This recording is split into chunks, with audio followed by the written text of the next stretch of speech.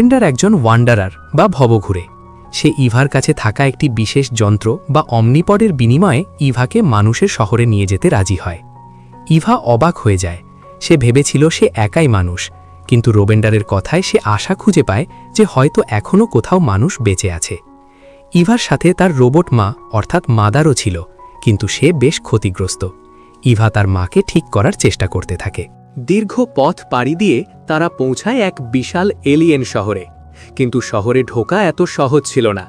Gate দিয়ে ঢোকার জন্য তারা এক ফন্দি আটে। শহরে একটি স্পাইডার ফিশ রেস বা মাকড়সা মাছ দৌড় প্রতিযোগিতা হচ্ছিল। ইভা সেখানে প্রতিযোগী হিসাবে নাম লেখায়।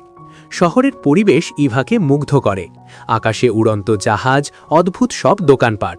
কিন্তু ইভার কাছে কোনো টাকা বা কয়েন ছিল না, তাই সে একটি বাজি ধরে। যদি সে রেসে জিতে যায় তবে সে 500 কয়েন পাবে, আর হারলে তাকে তার রোবট মাকে বিক্রি করে দিতে হবে। এক শ্বাসরুদ্ধকর রেস হয়। ইভা তার টেলিকাইনেসিস বা মনের শক্তি ব্যবহার করে তার মাকড়সা মাছটিকে নিয়ন্ত্রণ করে এবং শেষ মুহূর্তে রেসটি জিতে নেয়। রেস জেতার পর তারা অনেক বিখ্যাত হয়ে যায়, কিন্তু বিপদ তাদের পিছু ছাড়ে না। বেস্টিল নামের এক ভয়ঙ্কর শিকারী তাদের ধরে ফেলে এবং নিয়ে যায় তাদের রানী কুইন ওজোর কাছে।